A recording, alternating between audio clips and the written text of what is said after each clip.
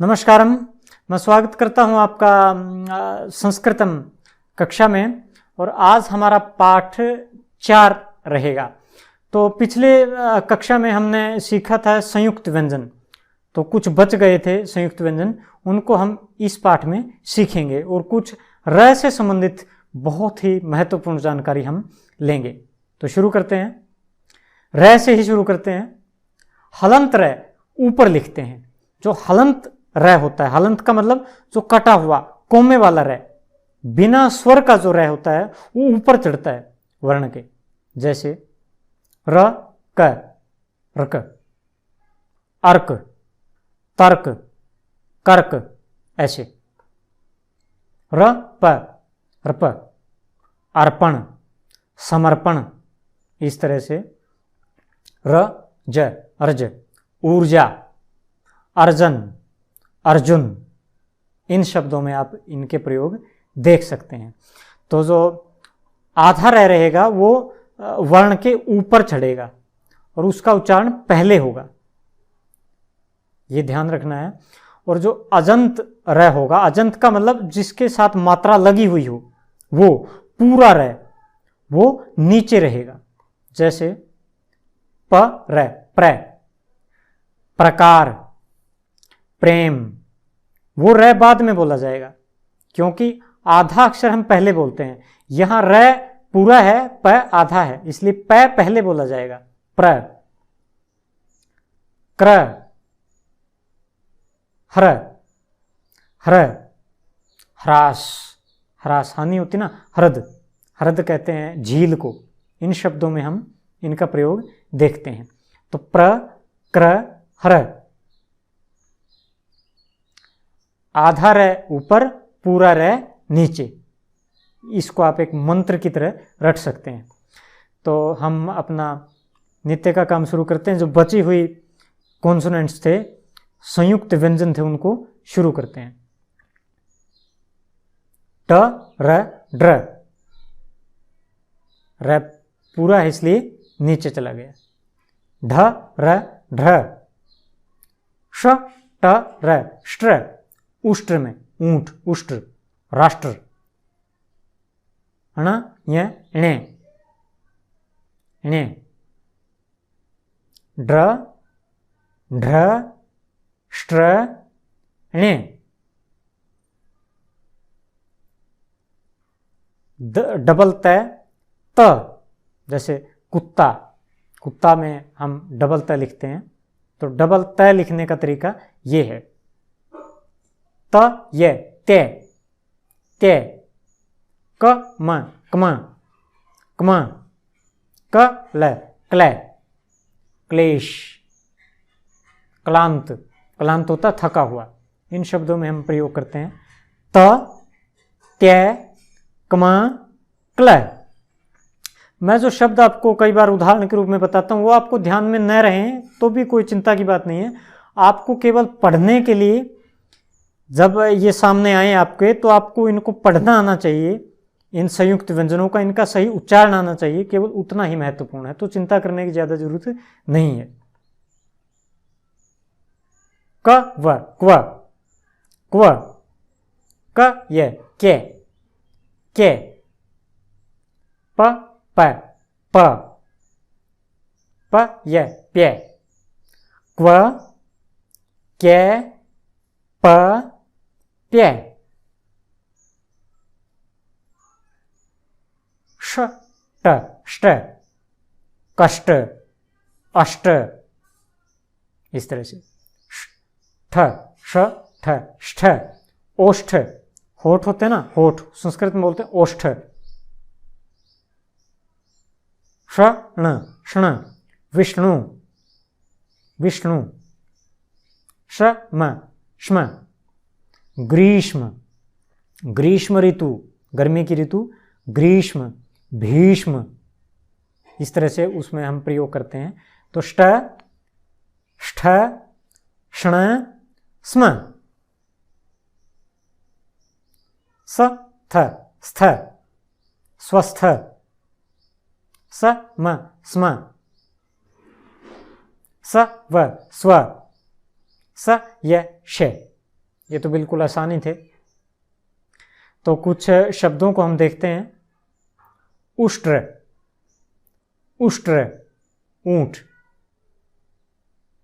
अरण्य, one, जंगल, forest, उसको हम संस्कृत में बोलते हैं अरण्य, अरण्य। कृष्ण, कृष्ण। क्व, क्व होता है कहाँ, क्व। उष्ट्र, अरण्य, कृष्ण, क्व। आगे बढ़ते हैं। बद, बद, बद। अब्द, अब्द शब्द, अब्द कहते हैं बादल को, शब्द। भ या भय, भय। द न, दन, दन। द र, द्र, द्र। रुद्र। द व, द्व, द्व। द य, द्य।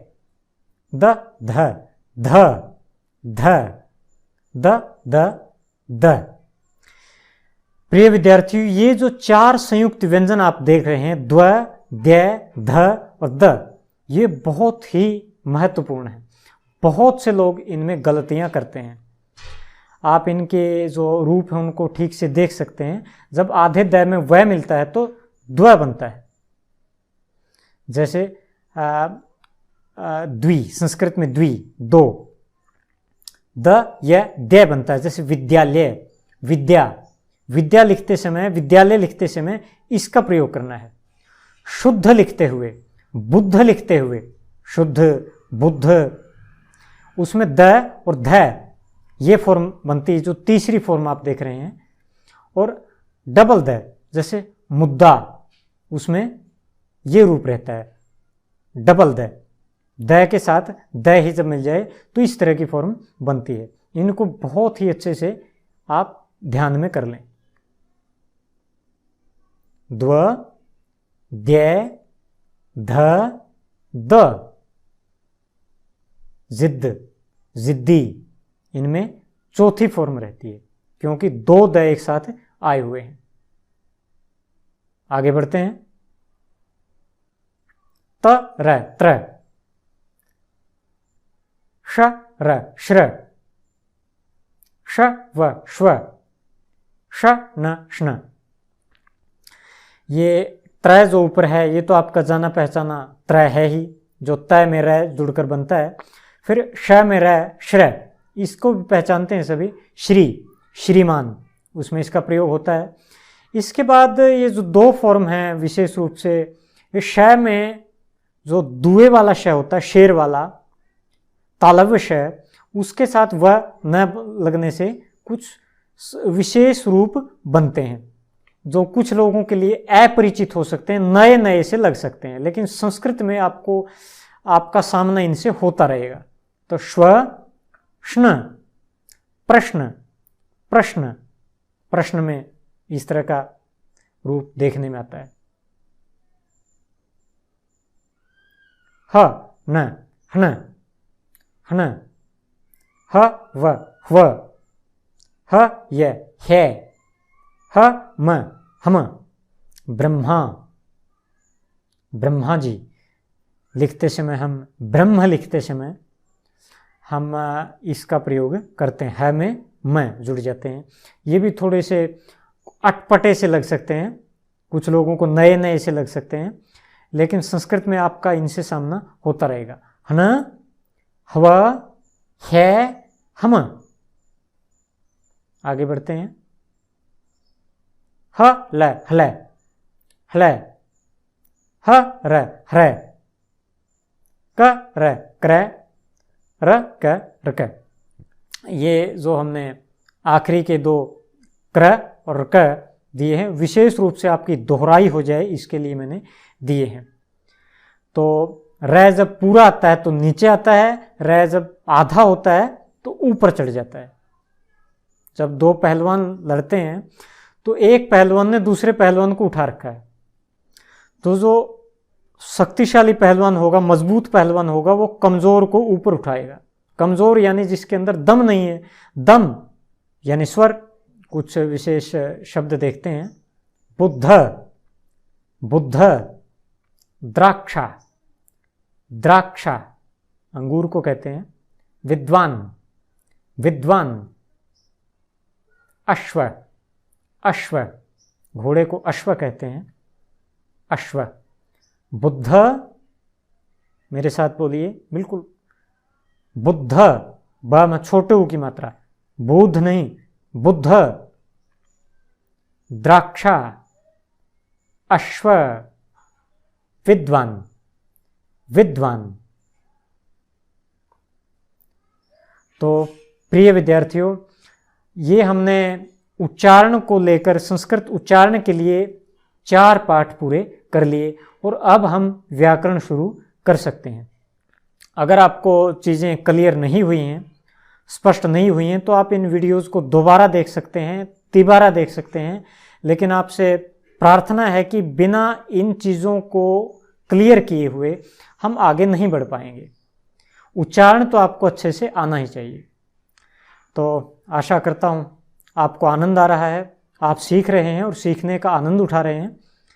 जय भारत, जय भारती।